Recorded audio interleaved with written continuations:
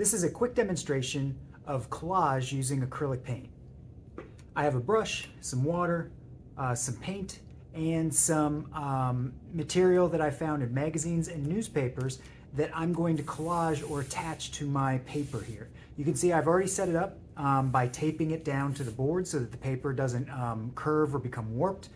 And I made sure that I de-stickified that tape by attaching it to my clothing 2 or 3 times before I put it down so that it's less likely to tear the paper when I pull it up. Okay, so let's get into it. I'm gonna go ahead and wet my brush a little bit just to activate it. I don't want very much water because you're gonna be relying on the paint, the acrylic paint, as a type of glue. I want to demonstrate good palette management technique, so again I'm going to scoop the paint from my palette well on the edge to the middle. So this is where the action happens, the mixing takes place, the magic happens. I'm gonna wash out that brush really good. And then I'm gonna go over here and get another color, which is the purple. And I just wanna have this available. I don't know if I'm gonna mix these together, but it's nice to have it there in case I need it. And I'll probably mix them together a little bit just to spice up the painting a little bit so it's not just one drab color straight out of the bottle. And let's even grab a little bit of white. So again, by scooping them up with the brush and putting them in the middle, that ensures that I still have some pure paint on the edge ready to go for when I need it, but all of the mixing is going to happen right here in the middle. So I'm going to mix some paint together. I'm going to mix a little bit of the white with the blue here. And I've already gone ahead and gone through a random magazine that I pulled out and found some photos that I could, or clippings that I could attach to my paper here. So we're going to be using this paint as sort of a glue, okay? Now there's a couple of ways to do this. I find, and I actually like ripping the magazines out rather than cutting them out because I find that that blends into the paint a little bit nicer, and you can sort of control that tear a little bit. You can put it real close to your finger and thumb and tear very slowly, but I think I got pretty lucky the way I was tearing that. I'm going to leave this edge a sharper edge, and I really like that curve that I got here. And I'm going to go ahead and just in advance I'm going to tear this out as well so I have a couple of things ready to go. I may or may not use that other picture for this demonstration, and in this case I want to go ahead and pull out this window, but I don't want to just have the window. I want some extra space around the window that I can paint over and kind of glue down. So let's just kind of maybe play with the idea of having a little bit of water in my picture and maybe a window somewhere. This can be as planned out or as impulsive as you want.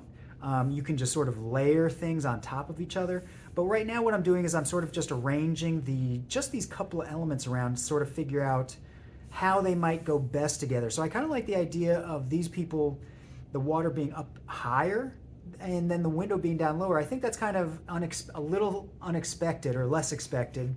Usually I think you'd expect the window to be up high and the water to be down low. So I'm going to switch it up and I'm going to do a little bit of overlapping. Now first what I'm going to do is, and you could do this with any color, but I'm actually going to apply some paint to the paper first, okay?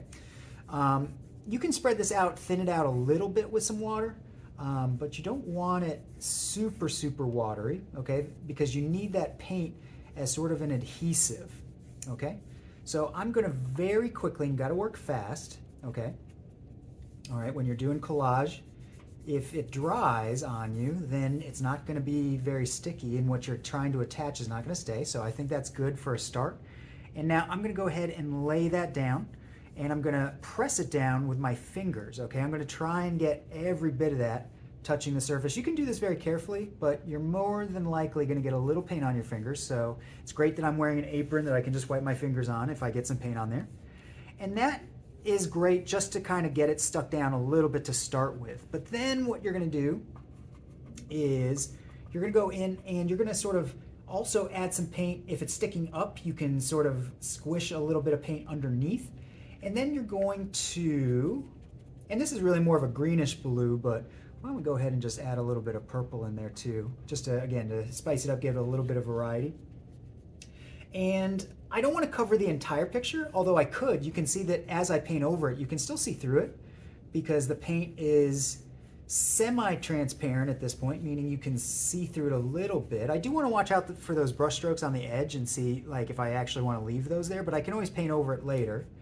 You can do lots of layering in acrylic, but once it's painted, once it's there, you can't really get rid of it except for covering it up. So that's different from watercolor, that you could perhaps lighten it with a little bit of water. And so this was sticking up a little bit, so I fit a little bit of paint under there.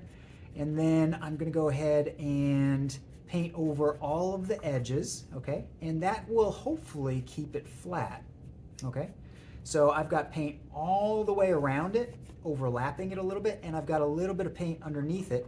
I can put a little bit of white in here just to kind of switch it up. I'm using the brush sideways now, so I'm getting a thinner line than I was when I was using it the other way. And let's get a little bit of that purple in here too, just to, again, spice it up so it's not just a boring blue just all by itself. Too samey, but let's throw a little bit of purple in there too. And again, I could cover these people up if I want to. You can still see the edges of the picture, of the photo that I'm attaching. But yeah, that's the main idea. So we got that attached. And then again, just to get something else on our canvas, so to speak, our board right here. Now you will get a little bit of parts where there's like wrinkling or parts that are sticking up. It's probably not gonna stay down perfectly flat. Now when this is a little bit drier, when this paint is dried, I could try and put something on top of it to flatten it out. But for me, I would actually leave those little wrinkles and variations because it's just sort of, it's like brush strokes, except it's a different kind of material. So it just sort of, to me, it sort of adds to the texture and the character of the painting by having those little bits that are, you know, not totally conforming to the paint, right? That's okay, it's art. They can be a little bit different, right? But I like how those folks are now highlighted in there. And yeah, I'd probably go in here and add a little more white, but I don't want to spend too much time because again, the main attraction here is just how we do the collage. So again, I am going to try and cover my bases. It's much easier to paint the board than trying to paint the magazine picture. I don't recommend that you paint the picture first, the back of the picture when you're doing this, right? So that first coat can be really anything because you're not going to see too much of it, but you don't want to use something random, but it could be really anything because you're not going to see underneath that magazine picture once you get it down. I do need a little bit of water to spread this out, but again, I don't want it too spread out. This does use a lot of paint, and let's go ahead and just stick that down right there. Now, if there's any parts that aren't in the paint, we can lift those up real quickly and kind of put a little paint underneath there, okay? We want to, all the parts that are touching the paint, we want to smooth down, okay? If any parts are sticking up, you know that you could add a little more paint under there, right? And then, same thing as before, we're going to paint over this. Now, because this window is a nice opportunity, I'm going to paint a little bit more, I'm going to keep the painting a little more organized and just kind of cover everything else up. But you do want empty space around something. As you can see, like I have to cover the picture a little bit to cover the edges.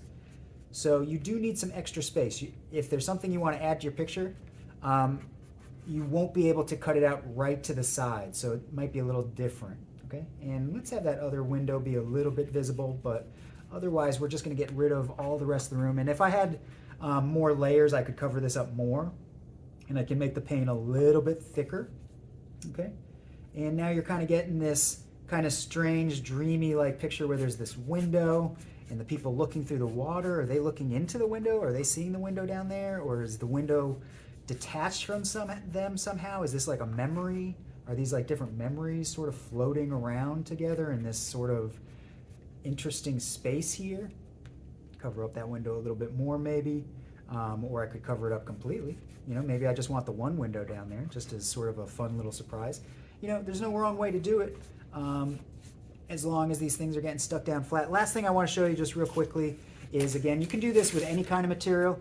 It's fun to do this with text as well. So we do have some newspapers, and you can just take random bits of text and throw those into your picture. And it's very serendipitous, meaning you can get very lucky and have some very interesting text in there. But it also just works as sort of like a texture. So it kind of breaks up the space again, just like adding white or another color made the blue a little bit more interesting. This can make sort of empty spaces a little more interesting. So I'm just kind of tearing it haphazardly.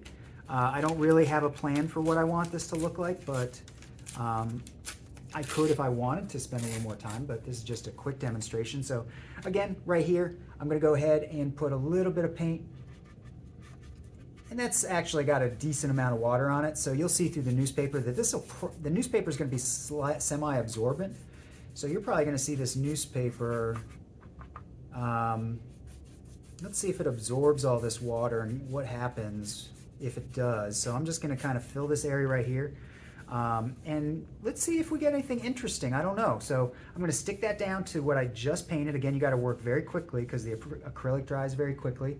And then let's just go over this all completely. The newspaper you don't have to get underneath as much because it's so thin and absorbent. But again, if there's any parts sticking up, it's not a bad idea to just add a little more paint under there so they'll stick down better. And then I'm going to try and keep this pretty thin, because I want some of that text visible through there. It just kind of makes it a little more mysterious, a little bit more interesting that there's some kind of text in there. Like, is that a secret message? Did he do that on purpose?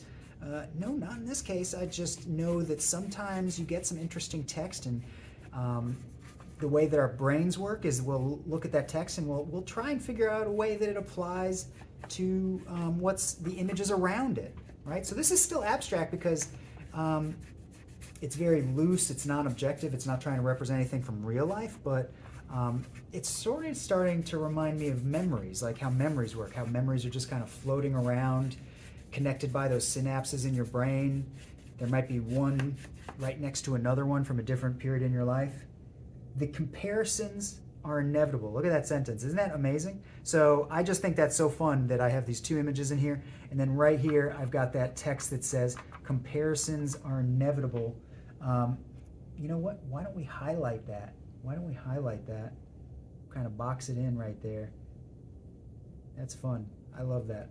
I think that I got really lucky. And no, I promise that wasn't planned. I didn't know that was going to be there, but I just started reading through the text after I covered it up a little bit, and that was right there in the middle. So now let's kind of feather it out. So we're using a dry brush technique to kind of feather, blend it in lightly. Okay. Not going to add much water, because the more water I add, the rougher or bumpier this newspaper texture is going to get. And yeah, let's just go ahead and leave it like that. Okay, and you can still read that section. Now it's a little highlighted because I added another layer around there. And let's go ahead and go right up to the edge of that first sentence there. Beautiful. Okay, so I need to wash off my brush very well, dump out my water, make sure rinse it out, and put my palette away. But that is the end of this demonstration. So I hope that you've learned a little something about how to collage using acrylic paint. Let me know if you have any questions. Take care.